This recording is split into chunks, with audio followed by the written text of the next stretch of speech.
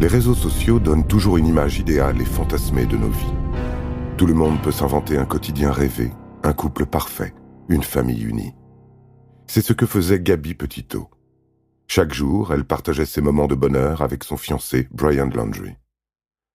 Gaby faisait partie de la communauté des Van Lifers, une communauté virtuelle qui regroupe des personnes issues de tous horizons, ayant décidé de tout plaquer pour vivre la grande aventure sur les routes, à bord de leur van aménagée. Une vie de bohème, qui, sur l'Instagram, fait envie à des centaines de milliers de personnes, mais surtout à ceux qui l'exposent.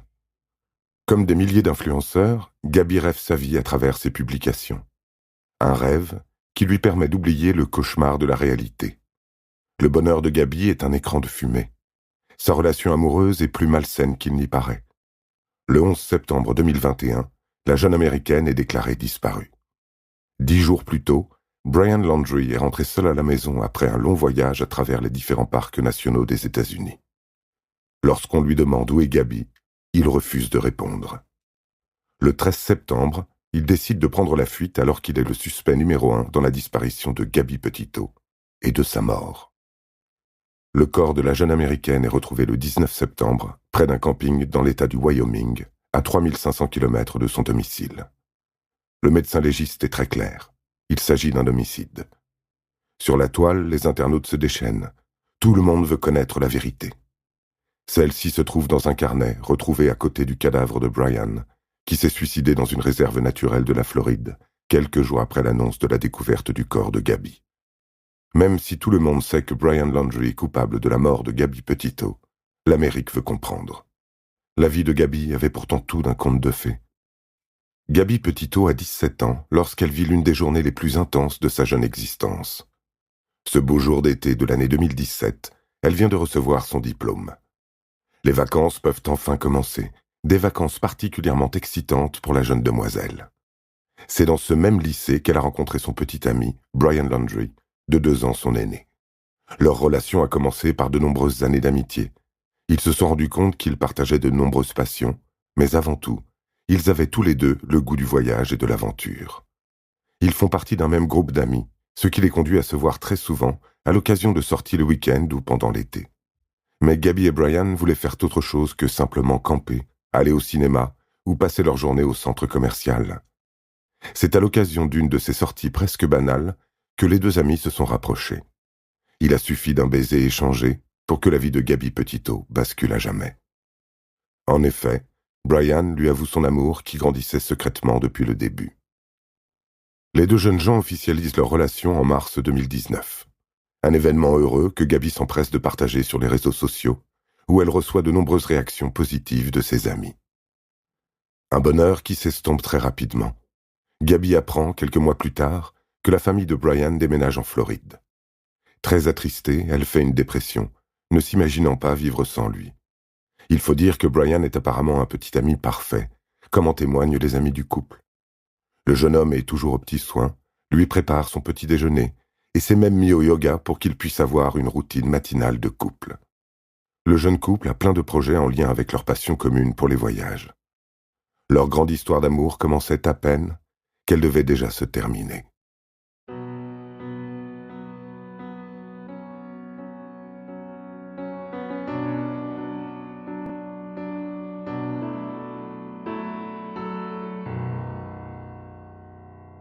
Gaby et Brian ne parviennent pas à l'accepter.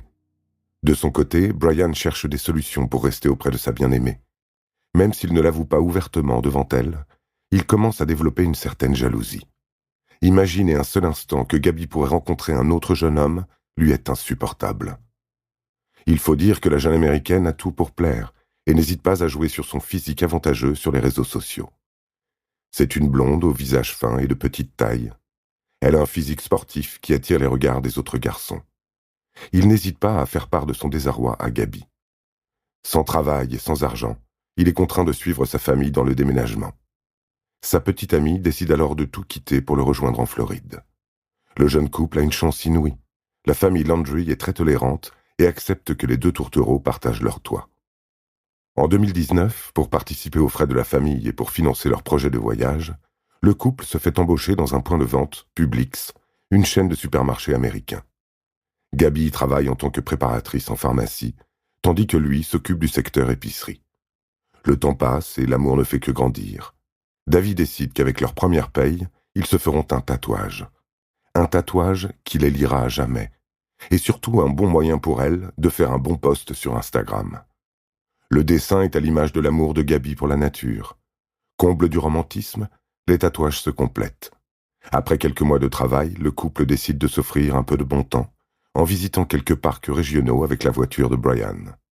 Ce voyage leur fait prendre conscience qu'ils ne veulent pas d'une vie sédentaire. L'idée de retourner faire un travail qu'ils n'aiment guère les angoisse. L'épidémie de Covid-19 ne fait que confirmer ce qu'ils veulent faire de leur vie. En décembre 2020, ils achètent un van, un Ford Transit Connect de 2012. Le couple démissionne.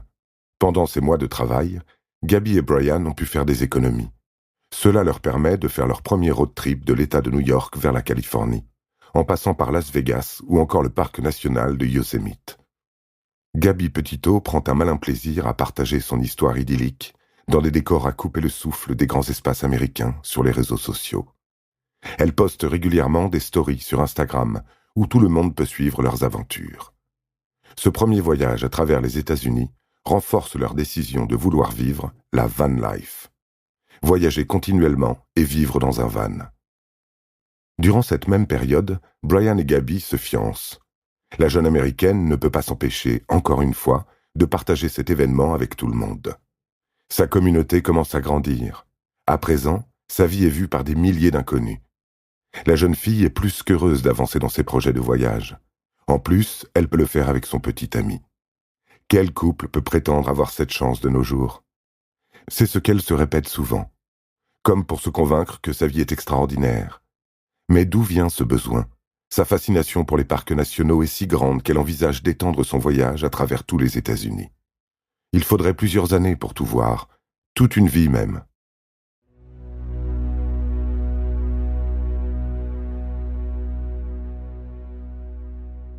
Mais la vie est trop courte.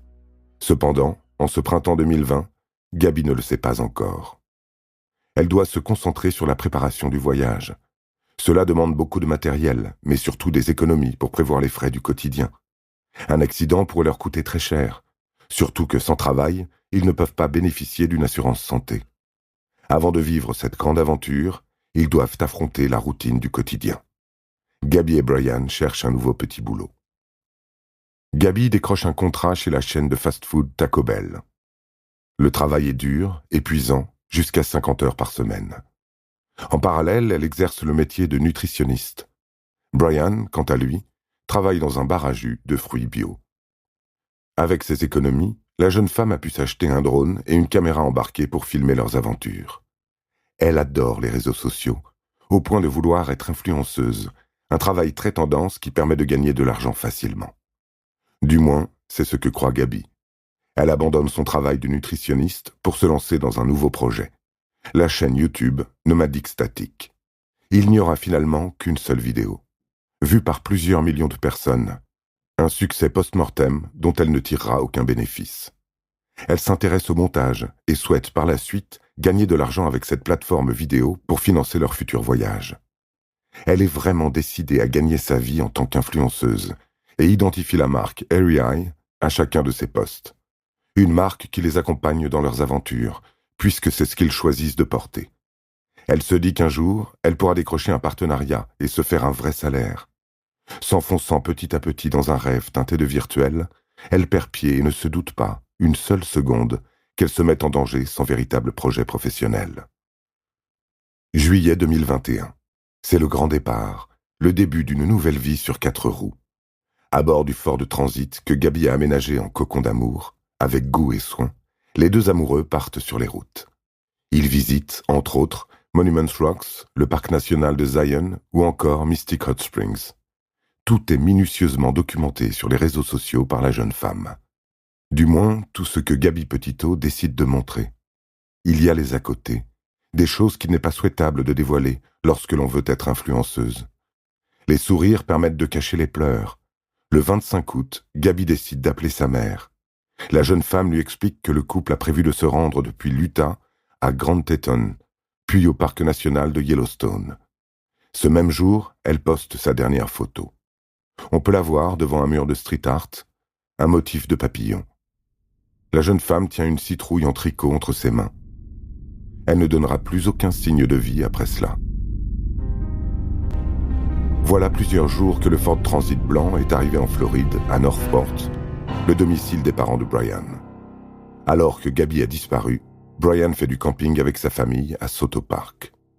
Un comportement anormal qui ne semble pas choquer ses parents outre mesure. La famille de Gabby essaye de le contacter à plusieurs reprises. Il choisit de ne pas répondre. Madame Petitot déclare sa fille disparue le 11 septembre 2021. Brian est rapidement considéré comme suspect. La famille Landry décide de soutenir leur fils. Elle lui paye un avocat pour protéger son droit au silence. Celui-ci laisse place à de nombreuses questions. Pourquoi Brian est-il rentré seul avec le van du couple? Même si le couple s'était disputé, pourquoi Gabby n'est pas simplement revenue dans sa famille? Pourquoi Brian ne parle-t-il pas? A-t-il quelque chose à se reprocher? A-t-il fait du mal à sa fiancée? En plus de ces questions, les anomalies s'accumulent. Gabby Petitot n'est pas du genre à ignorer les messages et appels de sa famille. Les derniers SMS commencent à dater. Le dernier a été envoyé le 30 août. Mais ce n'est pas le pire. Leur contenu semble avoir été écrit par quelqu'un d'autre. Il y a d'abord celui du 27 août. Peux-tu aider Stan? Je continue à recevoir ses messages vocaux et ses appels manqués. Stan est le grand-père de Gabby Petitot. Elle ne l'appelle jamais par son prénom. Celui du 30 août, le dernier, est plus court mais brutal. Pas de réseau à Yosemite. En 5 mots, la famille Petitot comprend que quelque chose d'anormal est en train de se produire. Le parc national de Yosemite se trouve à un peu plus de 1000 miles de Grand Teton. Or, cela ne correspond pas à l'itinéraire prévu par le couple. Même s'il s'agissait d'un changement de dernière minute, la distance ne tient pas. Quelques jours plus tard, une découverte macabre confirme les craintes de la famille Petitot. Le 19 septembre 2021, des restes humains sont retrouvés dans la forêt nationale de Bridgerton, dans le Wyoming. Un des derniers endroits où l'on sait que le couple a dormi avec leur van. Cette découverte a pu se faire grâce aux témoignages des autres campeurs présents sur le site. Un, en particulier, retient l'attention des enquêteurs. C'est celui d'un voyageur solitaire, venu passer l'été dans cette célèbre région forestière. Entre le 26 et le 28 août, il remarque le comportement étrange d'un jeune homme à bord d'un van, dont le modèle est similaire à celui de Gabby. Il est sûr qu'il s'agit de Brian. Il peut affirmer qu'il faisait des allers-retours dans ce secteur du camping, où de nombreux vans peuvent se garer pour passer la nuit. Le jeune homme semblait nerveux, et surtout, très seul. Le cadavre est vite identifié comme étant celui de Gabby Petitot. L'autopsie révèle que la cause de la mort serait un homicide, par blessure contondante à la tête et au cou, avec strangulation manuelle.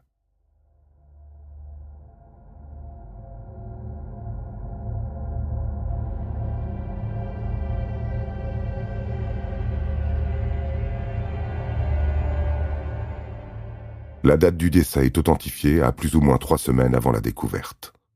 Dès l'annonce de la découverte dans les médias, la toile s'enflamme. Les internautes du monde entier se prennent pour des enquêteurs en herbe.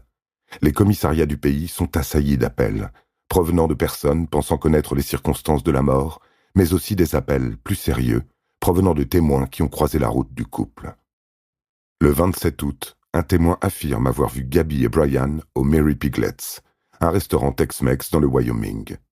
Il aurait peut-être bien assisté aux dernières heures de vie de la jeune fille, mais surtout à la véritable nature de Brian. Tout s'est passé très vite. Au moment de payer la note, le jeune garçon s'enflamme. Il conteste le prix, semble ne pas vouloir donner l'argent. Lorsque le gérant arrive, Brian manque d'en venir aux mains. Ce dernier finit par jeter un billet sur la table et ordonne à Gabby de se lever pour partir. Cette dernière est très embêtée par la situation. Le garçon semble exercer sur elle une grande pression psychologique. Elle finit par revenir dans le restaurant quelques minutes plus tard pour s'excuser au nom de Brian. Ce témoignage, le personnel du restaurant le confirmera un peu plus tard aux autorités. Brian semble donc être une personne violente, si l'on en croit ce témoin qui a également posté son récit sur TikTok. Petit à petit, la communauté Instagram de Gabby découvre les travers du jeune homme. À première vue, c'est un compagnon respectable, protecteur et attentionné. Rose, une amie proche du couple, démontre que personne ne connaît les véritables sentiments de Landry à l'égard de sa fiancée. Il a déjà prouvé sa jalousie maladive, notamment lors d'une mémorable soirée. Rose devait sortir dans un bar avec Gabby. C'était une soirée entre filles des plus banales. Elle commande de l'alcool au bar. Avant de les servir, le barman leur réclame leur carte d'identité. Aux États-Unis, il est obligatoire de la présenter pour attester d'avoir l'âge légal de consommer de l'alcool, soit 21 ans. Gabby s'aperçoit qu'elle ne l'a pas sur elle. C'est étrange. D'habitude, elle ne quitte jamais son portefeuille. Les jeunes filles devront finalement se contenter d'une soirée à la maison. Rose apprend un peu plus tard que c'était Brian qui avait volé la carte d'identité de Gabby. Ce détail-là est certes sans gravité, mais pour Rose, cela dit tout du personnage. Lorsqu'elle apprend que le couple décide de vivre ensemble en van, elle ne voit pas les choses d'un très bon œil. Jusqu'où peut mener la jalousie de Brian? Le 12 août 2021, un témoin affirme avoir vu un jeune homme gifler à 2 reprises une jeune femme en pleine rue. Les jeunes gens étaient agressifs l'un envers l'autre, mais c'était le garçon qui l'emportait. La jeune fille se contentait de donner des coups de poing sur son bras, pendant qu'elle se faisait étreindre avec force. Lorsque l'affaire Gabby Petito démarre, ce même témoin revient sur ce fameux jour, également via le réseau social TikTok. Ce n'est plus seulement un couple, mais bien Brian Landry et Gabby Petito qui se battent. Et ce genre de bagarre semble assez fréquent chez le couple en cette même période. Un second témoin oculaire a même appelé le 911, en voyant les tourtereaux se battre devant le Moonflower Community Cooperative à Moab, dans l'Utah, un État qui faisait partie de l'itinéraire. Suite à cet appel, les officiers identifient le van à l'entrée du parc national des Archies. Ils procèdent à un contrôle routier. Ce contrôle est filmé et diffusé sur Internet. Gabby est dans tous ses états. Elle pleure à chaudes larmes et a du mal à s'exprimer. Brian, quant à lui, est calme et détendu. Les policiers ne remarquent pas son attitude nonchalante. Et pourtant, elle pourrait être révélatrice de sa culpabilité.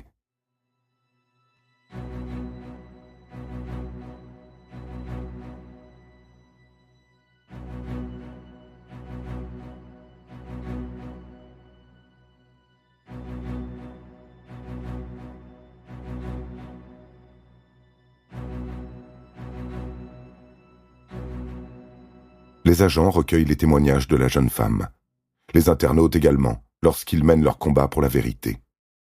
Mais la vérité provient-elle vraiment de la bouche de la victime?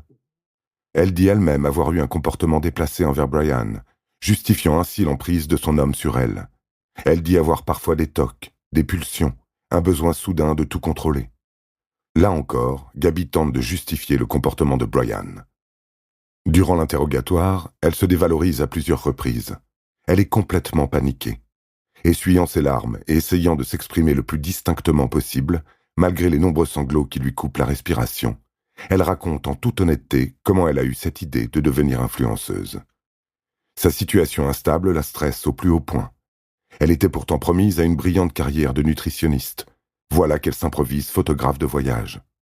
Son nouveau métier ne lui rapporte pour le moment aucun argent. Et l'argent, c'est ce qui semble préoccuper l'esprit de Brian. Ce jour-là, la réflexion de Brian l'a fait sortir de ses gonds. Le jeune homme a l'habitude de commenter ses activités préférées lorsqu'ils ne sont pas sur les routes. Monter des vidéos, poster une photo et chercher les bons hashtags. Gabby réagit au quart de tour. C'est comme ça que la dispute a commencé selon elle. Les proches du suspect disent de lui que c'est un homme qui a besoin de tout contrôler. Et comment ne pas perdre le contrôle lorsque l'on vit une vie de nomade? Une vie sans sécurité, loin de tout. Instagram pourrait-il faire office de barrière de sécurité? Certains enquêteurs 2.0 lancent des rumeurs, des théories sur le comportement excessif de Gabby sur les réseaux sociaux. Publiant une story tous les 2 jours, au minimum, elle semble vouloir remplir une vie complètement vide. Un vide aussi grand que les grands espaces auxquels elle est tant attachée. Les voyages ne la rendent-elles pas si heureuse que ça? À moins que ce soit vraiment sa vie de couple qui soit problématique. Cette proximité constante a pu avoir un effet toxique sur leur amour. Le confinement n'a-t-il pas été révélateur d'un nombre grandissant de féminicides au quotidien? Le médecin légiste est formel, il s'agit bien d'un homicide. Bien qu'on ne sache pas les circonstances exactes du meurtre, on peut imaginer que Brian a tué Gabby en serrant ses mains autour de son cou. La seule manière pour lui de la faire taire. Mais quels auraient pu être les derniers mots de Gabby? Une nouvelle question qui vient alimenter une longue liste. Encore une fois, il n'y aura pas de réponse. De leur côté, les enquêteurs se concentrent sur la route qu'a pu emprunter Brian avec sa voiture lorsqu'il s'est enfui. Les recherches les mènent à un lieu que le suspect a l'habitude de fréquenter, le parc environnemental de Myakkahatchee Creek. Les restes de Brian y sont découverts le 20 octobre 2021, soit un mois après sa fuite. Une partie de son corps a été dévorée par des animaux sauvages. Le corps est tellement abîmé qu'il a fallu procéder à une reconnaissance par dentition et faire appel à un anthropologue pour connaître les circonstances de son décès. Se sachant coupable, il s'est tiré une balle dans la tête, après avoir confessé son crime dans un carnet de notes. L'enquête pour les policiers se termine ici. En revanche, pour les Sherlock Holmes de la toile, la mort de Gabby Petito continue à susciter de nombreuses théories. La famille Petito fait perdurer sa mémoire via la fondation Gabby Petito, visant à aider les victimes de violences domestiques. Une problématique, plus que jamais, d'actualité.